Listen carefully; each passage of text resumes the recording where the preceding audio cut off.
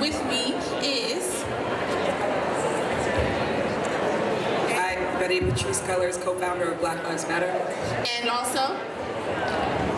Alejandra Pablos, a citizen of Arizona. Yeah. Thank you, thank you. You can take that. You can hold them if you want to make it easier. So, a lot happened this morning. A lot that was, it was beautiful to watch, and particularly, it was beautiful to watch as Black women stood up, as brothers joined us, as our other sisters and brothers of color joined us to assert what I think you said was very powerful and something that we all feel. And I actually tweeted your statement out saying we are in a state of emergency.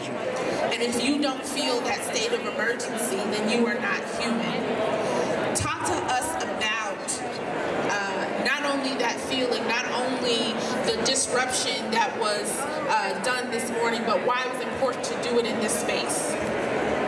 So I just want to talk about two things.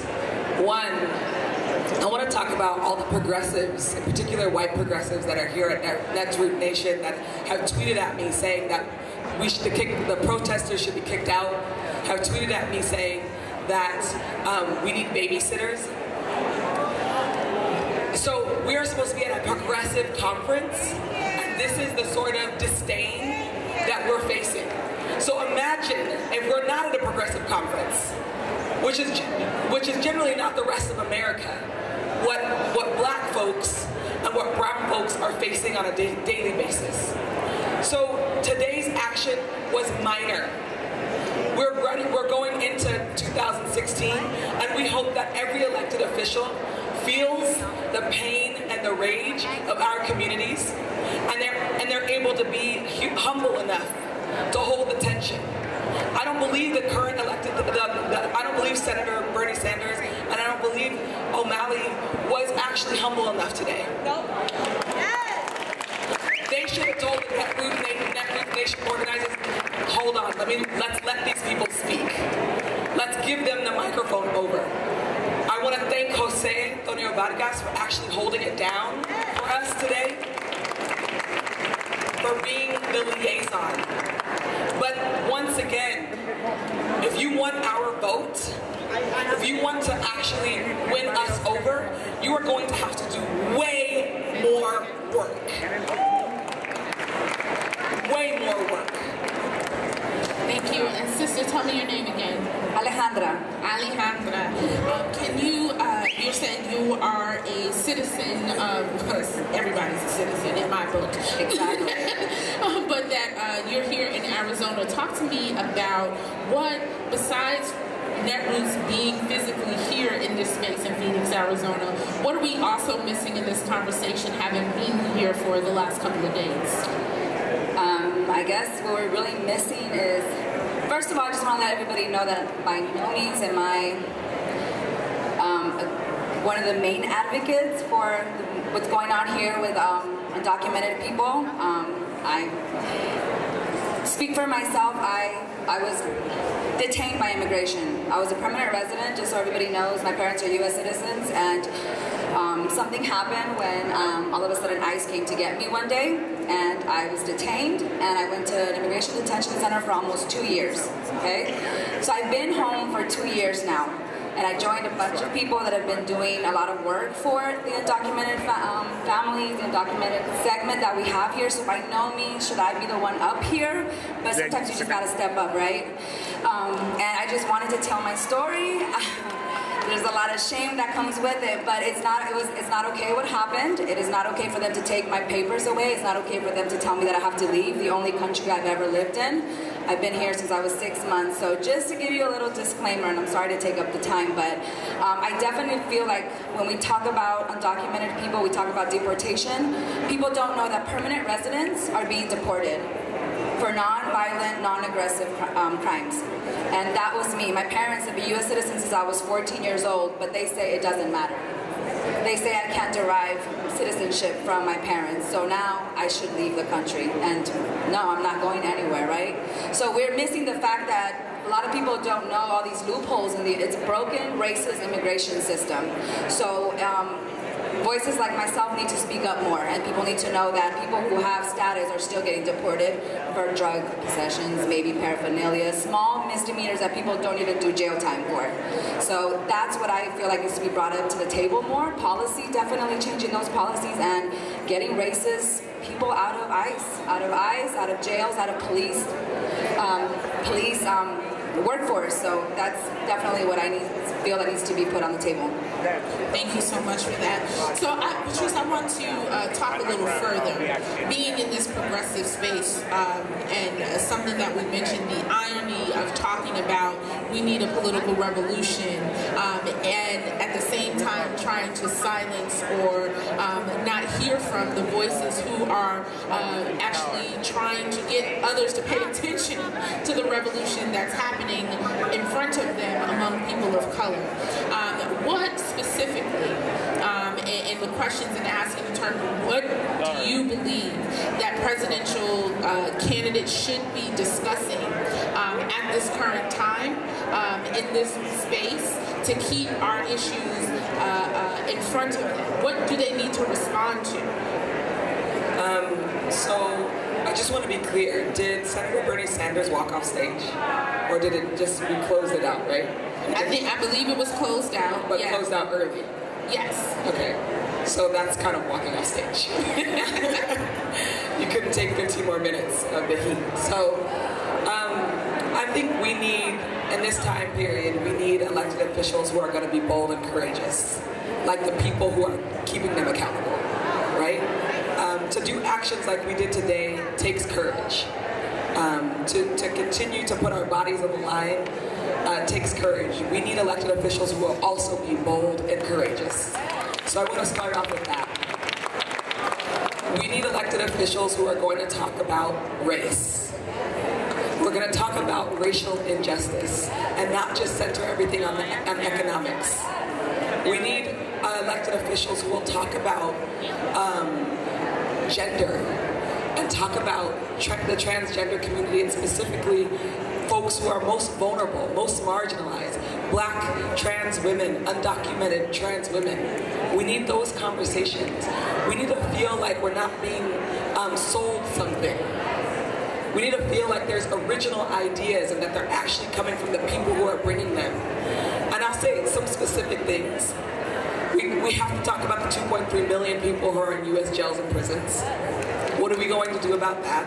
We about how much money is funneled into law enforcement, how unions are running, how police unions are running the lobby. We have to talk about how every single community, every single poor community is unable to have access to healthy food, have access to proper and education, have access to housing. There are children who go hungry at night every single day in this country. That's a damn shame. And I didn't hear any of those any of the candidates trying to speak to those issues. And we need to get to the root. We need to talk about white supremacy. We have to talk about the issue. No more skirting around the issues. And honestly, we will shut down every single debate. Every single debate. If we don't hear candidates who actually speak to our issues. Lastly, we need to talk about foreign policy. Our movement is connected to movements across the globe. It's just in the background. Right? What's happening in the Dominican Republic right now? What's happening in Palestine? No elected official wants to touch the Israeli occupation of Palestinians. This is our generation, South Africa. What are we going to do about it? I didn't hear a lot of applause on that. That's what I'm talking about. Why are we so afraid to talk about the issues that are actually plaguing our society? I'm confused. Is it because you're afraid that you're not going to be elected? Well, then what's the point, right? Fight for our votes. That's a really great point, and particularly in this climate, as candidates got on the stage and tried to shift the conversation to unemployment and pay equity, and not really addressing, is something my colleague for This Week in Blackness said about not addressing the direct thing that's in front of us. The direct thing in front of us is race. The direct thing in front of us is white supremacy. The direct thing in front of us is a corrupt criminal justice system that continues to perpetuate white supremacy and continues to keep our people in poverty and impoverished, and keeps us in communities that are run like police states. So if you can't address those issues, it doesn't matter if I can get a job. While it does matter, I can get a job, but it doesn't matter if there are policies in place that prevent me from completely enjoying the American dream that everybody else has. So joining me also on the stage is Brown Blaze, Ashley Yates, for those who know her. And I want to take some time and provide the space. It's not by accident, it seems, that I wear a shirt today that says Black Women Lead, because in this movement, Black women, women of color lead in these spaces every day, and our names and our faces are erased. And so it is beautiful to be on this stage and have women of color who are leading and have always led, and that you get to see these voices. So Ashley, thank you so much for joining us. Thank you. Thank you for having me. This is an important conversation, and just listening to you speak right now calls to mind something Ashton said last night, just in conversation about intersectionality and LGBTQ rights and Black rights, right? And I just had a recruiter ask me, you know, how do you bridge these issues? How do you bridge economic justice with racial justice? And I said, you realize that Black people are poor, and we're also rich, and we're also middle class, and you realize that Black people are gay, and you realize that we're straight, and that's how you deal with those issues. And it reminded me of what Ashton said, which was, you know, what good is it that I'm able to get married as a queer person, right? Like, that's huge, we want to celebrate it, but the actuality is, how does that impact my life when I can get married and then go outside and get shot, and no one's held accountable, and I'm dragged, you know, in my death, and I'm criminalized in my death, and no one stands up for me because I am a queer person of color, I'm a Black woman of color, or Black woman, right? Like, so what good is that? And it's like actually making sure that we address it in the totality of it, because as we talk, you know, intersectionality, we talk about Black women leading, we're still dealing with the exact same issues. We're still say her name. We're still dealing with people saying, you know, what woman got killed, what happened, like not understanding that we're dying too and that we're affected too. And not only are we dying, but we're affected by different, you know, like violence is inflicted on us in different ways. And we need to actually address the gendered violence. And I think today is a great conversation to actually have that, particularly with the panel that's up here right now. So I'm really like grateful to be here. I love speaking about the structural issues because I know white folks don't get it. But I also want to see us be really intentional around not only just saying intersectionality, but being intersectional. Yeah, it seems like the latest buzzword, right? You say it, and it's as if it is some magic spell that if you say it, then it automatically happens, and not that I actually have to check my privilege or actually change my behavior or my words in order to do it. It's just like intersectionality. Well, it's like the new I have a Black friend. Right. You know what I mean? Right. It's just you be like, no, I'm good. I got the one. Don't trust me. And it's also something that you just throw it in the word salad of the description of your panel, and then all of a sudden that's taken care of, and then you have representative there. So I also want to bring into the conversation that's joining me right beside me is Elle Hearns, who also, as we're talking about having the presidential candidates and what we want to hear from them, you have different questions, and questions that we should all share in terms of what people, LGBT, what trans community, what all communities should, in this particular space, expecting from presidential candidates. Because it seems the conversation is, oh, we want marriage equality and that's it. And that seems to be the only fight, but I'm sure there is much more, considering the reports that we're reading, as Ashley mentioned, of people dying at the hands, or yes, they can get married, and then they, I think Representative Keith Ellison mentioned this, you get married and you post it on Facebook, and then you get to your job, and in some states you can be fired. Yeah, and I think, well, I think that what we have to focus on is that there are moments where we really want to celebrate. and we never want to take away from any celebration for any folks that are marginalized, right?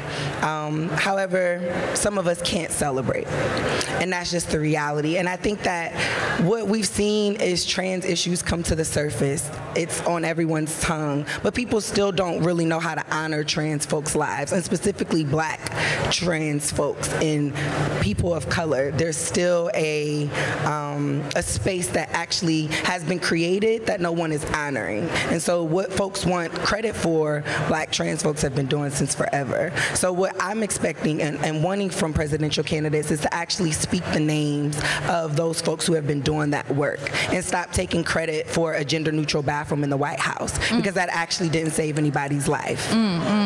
Like the fact that Maya Hall was murdered by the police in the DMV, and the White House never said anything about her or any other Black folks that have been murdered by the police, or just period, any of the trans women of color that have been murdered in this country. We haven't heard anything from any administration about what they're doing to actively change that. So I think when we're holding folks accountable, it's not because we want to take up space. We don't enjoy doing this shit. Like, we have to do this because, one, the folks who are supposed to do it aren't going to do it.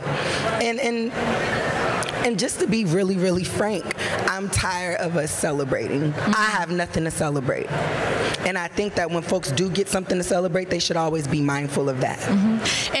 And I think also in terms of the education, I saw some conversation just here at this progressive conference and talking and equating trans, and I was like, I don't believe trans is a sexual orientation, and people sort of equate that and sort of the education of that. And then if you don't know, if you don't understand, and then you're supposed to be at a table making decisions and you have no people of color, you have no trans people of color, you have no women at the table while decisions are being made in terms of what issues need to be put on the forefront, then those voices are lost. And so always the question to any candidate or running for president or running for any local office is, who are you listening to, and who do you have at the table to tell you what issues are important and need to be addressed? And who's also leading, right? Yeah. Because I think that that's the thing that's happening. Folks are listening to people, but it's not necessarily the folks that should be leading and have the capability to lead in the right direction for what folks actually need. Let's talk about that a moment, because I made mention in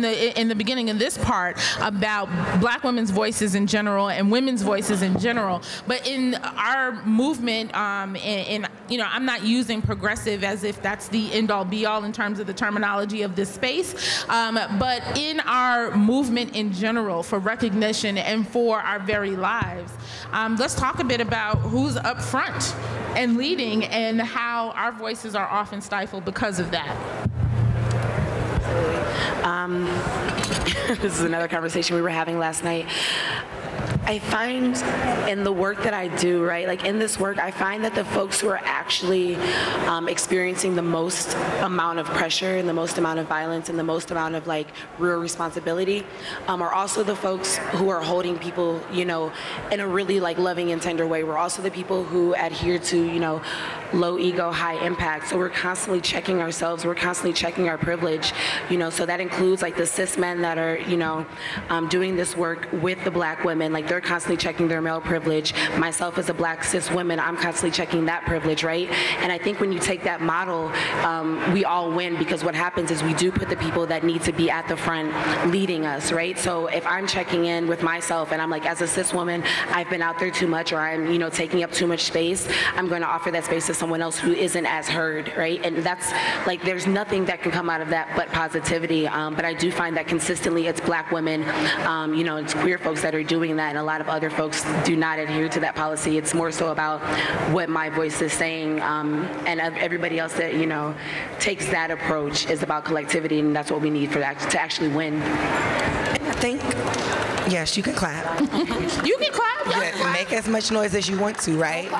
Fuck the rules. I think that the reality also of what you were saying, Ashley, is that it's not enough to just have the analysis, because also what folks come into these spaces and do is they have great analysis. I gave you that analysis, you're welcome. I actually need you to practice what I gave you, right? And so like the gifts that people continue to give the progressive movement, we actually need the progressive movement to follow suit and actually honor the gifts that have been given. And that doesn't just mean mentioning our names, it means actually investing into us and what we have the capability of doing and what we have always done. Yes. And that's powerful. Right? Damn. The one thing that I did want to say about that, though, is I want us as a community to really make sure that we're acknowledging the sacrifices that people are making and acknowledging the danger that folks that do this work are putting themselves in.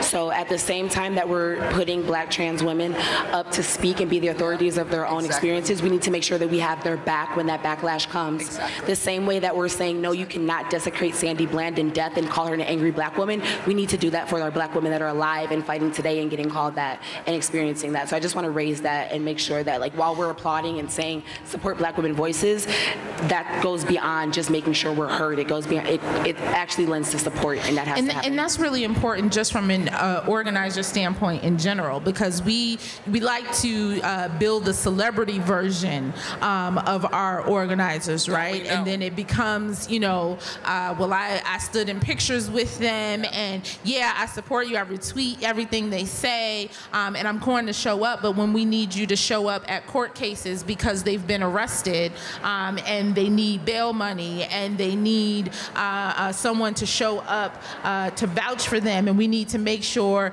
that in the apartment building that they live in, that they are physically safe, right?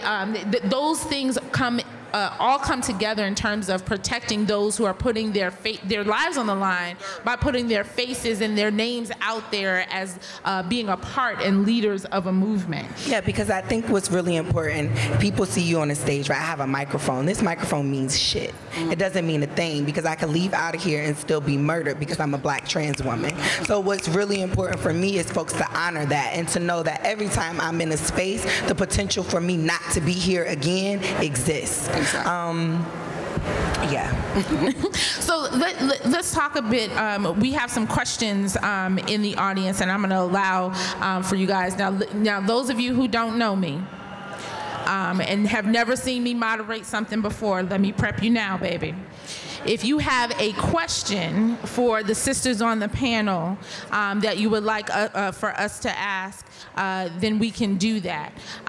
If you want to demonstrate to me why you should be up here instead of the sisters up here, I want to honor your voice, and we will have time for that as much as possible. So I'm not going to disrupt you. I'm not going to disrespect you, and I ask that you not do the same. All right. But so we have space. This is ours.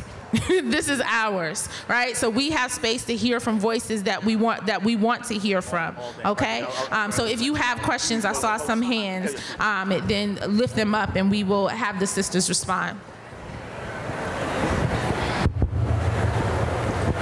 I just wanted to say thank you. Just as a cisgender, masculine, male privilege having person, you already know I stand with the trans community as a gay man in Houston, and we have a lot of work to do. And my question to you is, if there's something that you would like to see, cisgender women as well, that we are not doing as men, besides the obvious, tell us. Tell us. Tell us. This is what the fuck I need you to do, and you're not doing it. Tell us what you want. You want to start? Patrice. Yeah, sure. Well, I think just demonstrating that is important for other cis men to see. But I also think it's calling out street harassment when it's happening and action. I think it's calling out your friends when they're being transphobic and homophobic. I think it's like checking folks when they're objectifying women. I think it's investing in your own sort of education celebration and also practices around how consistent it is for cis men to devalue. And I'm black women in particular. And I'll just say one thing that was really powerful that happened. So in New York, a bunch of heterosexual black folks were trying to do a straight black pride. And it got shut down, but it didn't get shut down by cis black heterosexual men or cis black men. It got shut down by other queer folks. And once again, we had to like enter into this violent space and shut it down. And I think when you see things like that, instead of just being like, oh, like folks should intervene on our behalf. I think thank you, Ashton. I think that it's definitely demonstrating that, right? Like, shut shit down, but also love us openly and honestly. I think that there's a lot of love that shows up, but there's still a limit to how folks are actually engaging with the love that exists. And so it's really important to just love me openly and honestly while you have the opportunity to, because loving me gives you the opportunity to love yourself. That's right. All right, and as for me, I would really like to see people, there's a lot of few incidents that happen in Arizona where people might be like, you see, that's why they need to be deported, or undocumented people shouldn't be here, they're criminals. But, you know, put yourself in a situation where it's not everybody. You can't generalize, you can't criminalize everybody, and people don't know what they fear. So to me, it's just like, have compassion. Try to put yourself in our shoes. Not everybody is a criminal. We're not all criminals. We do a lot of good, and this is home for us. This is definitely home for us, and we don't want to be terrorized by Border Patrol every day. We don't want to get pulled over for having too much tint on our windows and then having ICE behind us. I don't even want to drive a car because I don't want to be in the way. I want to just stay home. I ride my bike everywhere, good exercise, but I'm scared. I don't want to leave the 48 states. I know you don't need a passport to go to Puerto Rico, but I won't do it because I don't trust them. I don't trust them. So, and a lot of people that live here in Arizona, and a lot of people that are in the media that say we're all, you know, criminals, we're killers, we're rapists, we steal, all that. I mean, you know, you got bad seeds everywhere, right? But you can't say that about all of us. So for me, it's just more compassion. I feel like there's no more compassion, there's no human connection anymore. And, you know, we just need to understand a little bit more and care and love. And that's an interesting point you bring up, because anytime they're talking about people of color or others, whoever someone is deemed as others, we are all lumped in together. If one person rapes somebody from one race, it's like, oh, they are rapists. And that is not used on sort of the who is determined as the mainstream. There's, you know, one white person kills somebody, it's just like, all in white people. Like, it's not, we are not afforded that. We are not afforded humanity. We are not afforded the right to be individuals, and whether or not individuals do bad things or not, we're all lumped in together. I just wanted to touch on that because we're in Arizona, right? And so shout out to Monica Jones, who I'm really concerned about why Monica Jones is not here at Netroots, and this is her state, right? Like, that doesn't make any sense. So that's also not what support looks like. But stop criminalizing us, right? Stop criminalizing sex workers, right? And stop thinking that all trans women are sex workers. If I happen to be one, bitch, celebrate. But if I am not, like, also give me that space too. Right. And also, like, learn folks' names. Like, learn the name of Nicole Polanco. Right? You're not doing us a service because you know Genesis. Right. And because you know the names of the males, and because you showed up for a march for Eric Garner or Trayvon Martin, and you don't know the names of Sandra Bland, and you don't retweet that information, and you won't show up for a rally when we do a rally on Say Her Name, and that same thing. Learn the names of who we do this shit for. Absolutely, absolutely. I want to, any other questions? Yeah. Oh, okay. We're gonna wrap it. Just wondering, seeing a lot of things on Twitter about like how it's just divisive, or one person commented that it was like people's front of Judea, I guess a reference to I'm gonna need you to speak up, babe. Sorry. Wondering how you guys would respond to that the action and everything was divisive, or akin to the People's Front of Judea, which is a reference from Monty Python's Life of Brian. So I imagine that you were referencing whether or not the protest during the town hall was divisive. Responding to it. I will not let the sisters respond to that, particularly because I believe the whole purpose was to disrupt what was normal. That is the point of protest. That is the point. You know, I personally don't believe, I know we're in a time now where you have to get a permit to protest and sort of all that stuff. I don't believe in that.